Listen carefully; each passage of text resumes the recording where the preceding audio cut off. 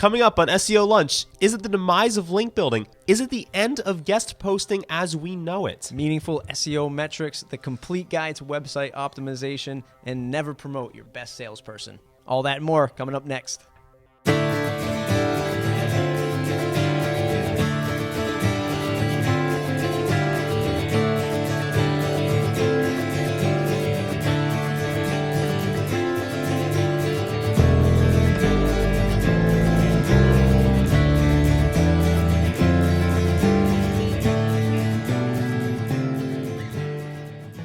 Hey everyone, welcome to another great episode of SEO Lunch. I'm your host, Matt. And I'm Dan. Dan, it's always a pleasure to see you. It is freezing today. Yeah, it's freezing in this room. It is freezing cold in the studio.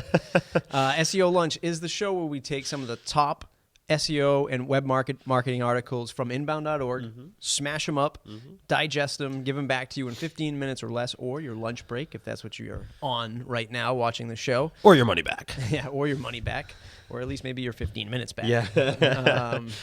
So we want you to subscribe, slocumstudio.com/subscribe to stay in the loop for all this great, awesome stuff. And on YouTube, we want to hit 500 viewers. If we're at 500, we want to hit 5,000 viewers. That's right. I'd like to hit 500, so do hit subscribe on YouTube. It does help us out and lets us know that you actually like listening to us yap about some of this fun, exciting news. Let's jump right into it. Absolutely.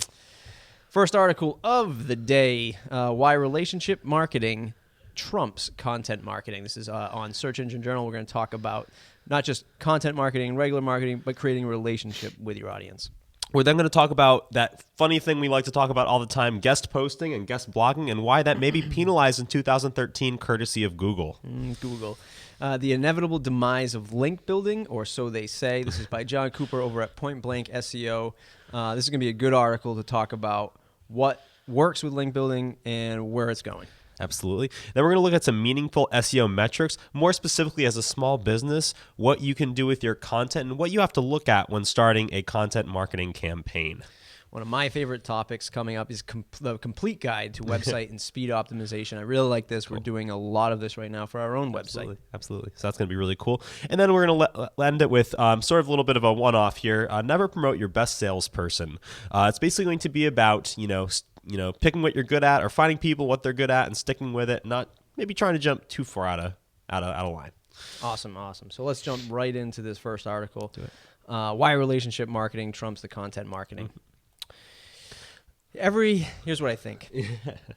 I think every business has the opportunity to create a relationship with their customers and also build a platform out of their business. I think in today's digital age, we talk a lot about if you're not thinking like a digital media company, if you're not thinking like a media company producing, if you are any profession, real estate, right, pizza flipper, anything, you could write a book about it. Yep. And you could sell it online and somebody could buy it for like $5 a download, right, and you could be making some substantial passive income based on your business. I think what's happening is business is moving in general over from like the physical brick and mortar to online sales. Mm-hmm. But I don't think that the principles of what govern us as human beings and what govern us as businesses have changed. Mm-hmm. I just think we have to look at, the ways to do the same kind of stuff in a sense that we were doing in brick and mortar stores now in the digital space.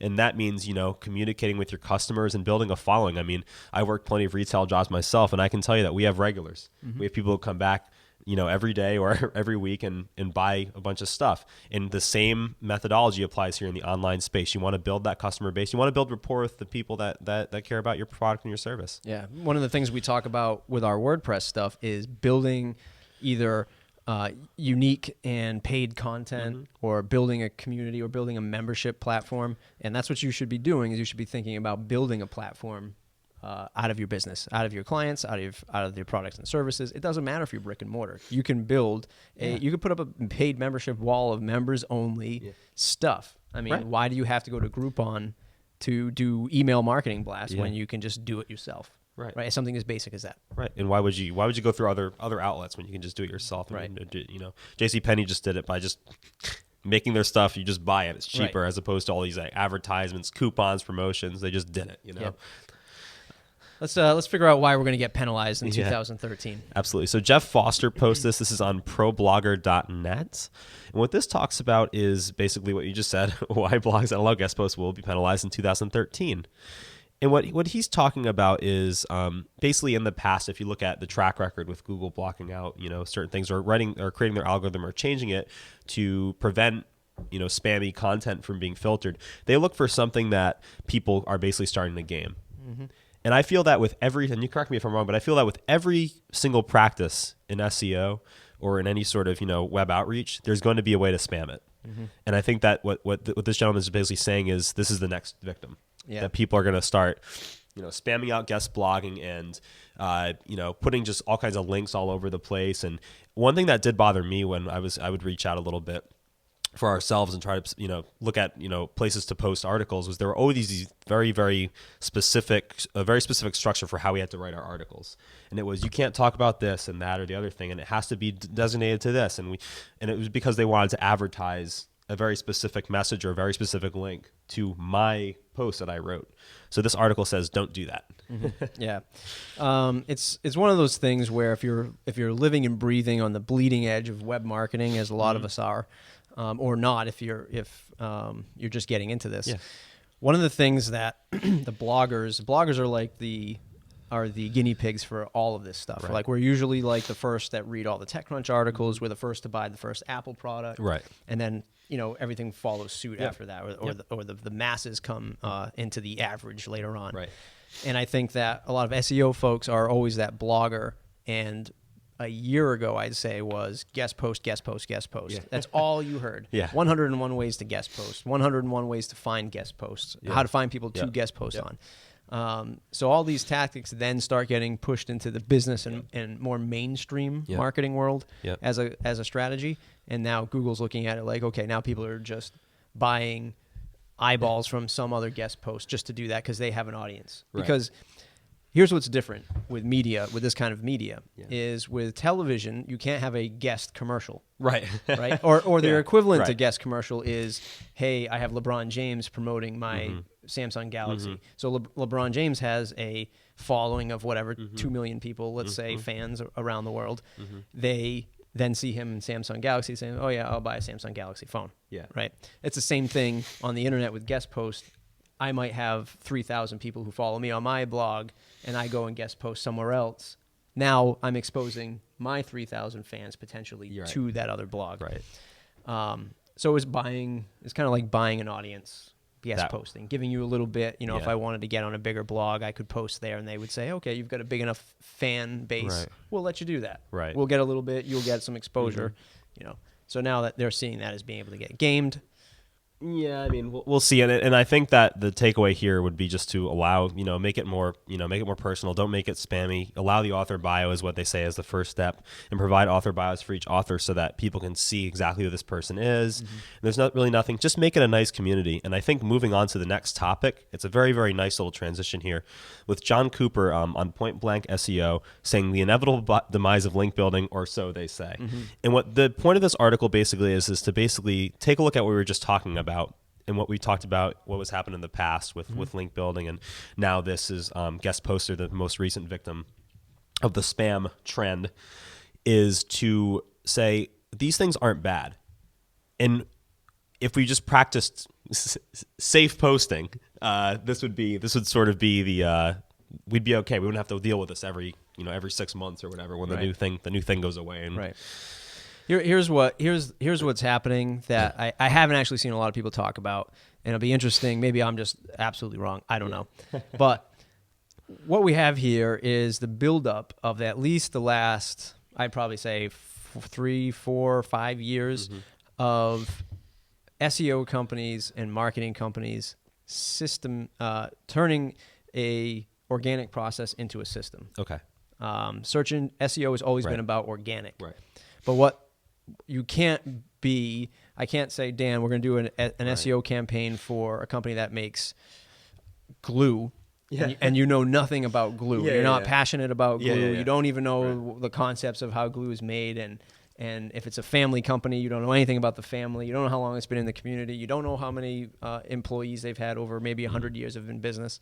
So you can't really step into that company and do it organically for a very small amount of money, right? So these companies have systematically built processes, right? So that's what Google is going against, right? Because what they're saying with link building and directory building is new client walks in the door. We say, oh, we're going to start your link building engagement. Campaign. We've got these first 100 directories that we always submit to. Boom, boom, boom, boom, boom. Glue guy comes in, then the plumber comes in. Yeah. Okay, link building campaign. We start with these 100 directories. Boom, boom, boom, boom. We go down the list, right? So this is what I feel that Google is combating. Is even the big agencies that do the same thing and over. And it's not the business's fault, because a business has to make money.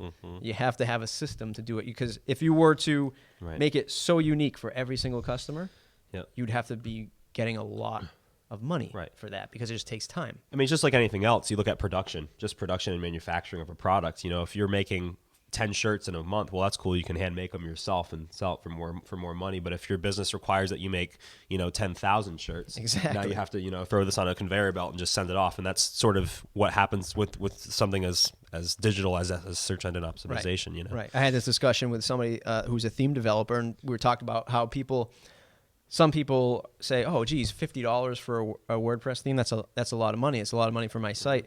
They don't realize the 1,000 hours that went into that, plus the years of experience to build a theme.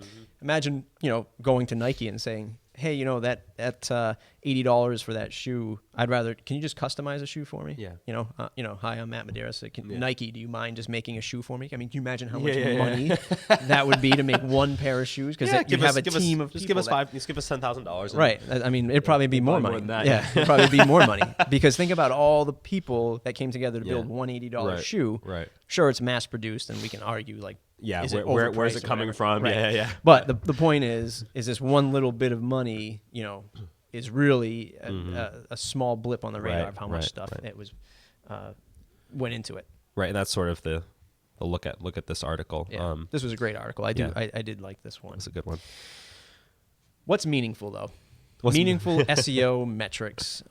Will Critchlow on SEO Moz. SEO Moz, they always usually poke their heads in for one article on our show. I didn't have that one up on my screen. Let me just pull it up. And basically what this talks about a little bit is essentially for the small business. The takeaway here is when you start promoting things online and doing things, it's going to take a little while for some traction to actually happen with your website. They look at a couple actual models that have been looked at. There's actually a really cool chart. I'm sure we'll put it in the video so you can take a look at the chart, as well as Dave McClure's, he calls it Pirate Metrics. The reason it's called Pirate Metrics is the AARRR or R. And this is acquisition, activation, retention, referral, and revenue. What that is just a bunch of words and putting into an acronym that basically mean, you're going to start, it's going to be a war of attrition at first. You're going to be talking to people, getting a little more social, things like that. And then eventually the revenue will start coming in. People really start paying attention to your website or blog. Right. This is always the gray area when somebody's coming into learning what this is all about. This is something that takes time. It takes investment.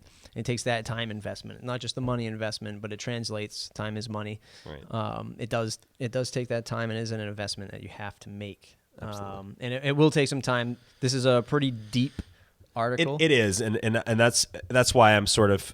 I think the second half of the article is the more important part, where it talks about in the essential messages of just it's going to take a while, and there's going to be sort of some unknowns in your cost. You just have to kind of live with it, learn with it, and things like that. Right. And as I say, you might be looking for advertising and promotion. You might not be looking for SEO. We talked about that last time. If you want something right away, it's going to be advertising dollars. Throw it on, turn the faucet on, let the traffic come in. But as soon as you stop those advertising dollars, that traffic is done. Whereas this is all about that organic growth and sustained growth once you get to the level, higher level. Absolutely. Oh boy, the complete guide to website optimization. This is your name. You say that name. Vinath Shankaran. On Guest Post Labs. Guest Post Labs. Loved it. Yeah, there's a lot of technical in here. But I really like these technical articles that basically sort of have these embedded messages about just good practices for your website. a couple things that are simple, especially if you're operating in the WordPress framework, where these options are, it's very, very visual, and these options are very easy to sort of tackle. Use JPEG files instead of PNGs. If you're a business and you just take a bunch of photos, somebody sends you a bunch of photos, you want to import them into your website, convert them to JPEG before you do that. They are less taxing on your website load.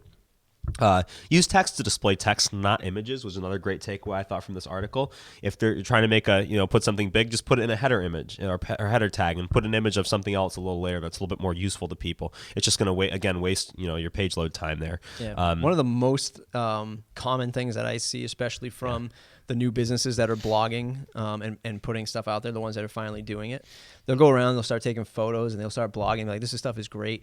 And they'll buy a nice camera or even use their iPhone or whatever, but they'll upload the full size photo because they just don't understand that it's actually has to load when the other person gets it. So we'll see people who take photos of either functions that they held at their businesses or whatever, or Christmas parties, because that's on my mind from the holidays. With like a 20 megapixel camera. Yeah, with like a 20 megapixel camera, and they'll put all the photos into a WordPress blog post. It'll be like 50 megs that it has to load. And now that everybody's on mobile, you might not all be on LTE and Wi-Fi at the same time. You're loading all that on your phone. They don't understand, and that's the user's end. But when Google goes to crawl it, they're going to say the same thing from a technical end. The way Google sees it is, hey, this page takes forever to load. I'm going to subtract some points from that. Yeah, and of course the best point is you want to choose a good web host. So go Slocum Studio. Yeah, so we will optimize all your WordPress sites, if you are hosting with us. Wrapping this all up. Never promote your best salesperson. Interesting article. About people and their own strengths. Let me just pull that up.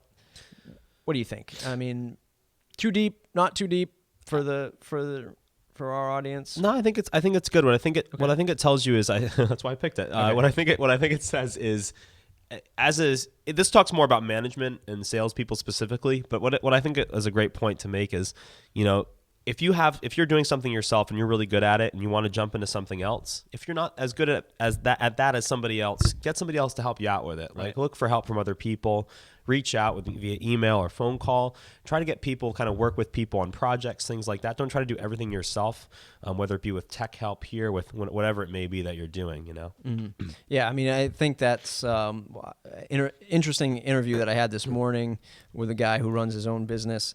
Same thing. As an entrepreneur, as a product guy, he's always looking for that next thing. So he'll start something and be like, this is great. This is awesome. I really like this. He'll get it to a level and then be like, oh, what's this other shiny object over here? And then he'll just go run after that and grab that. I think a lot of us have that, especially with the web and in the social presence. People are tweeting and posting new ideas all the time. So you're just like getting pulled in 15 different directions.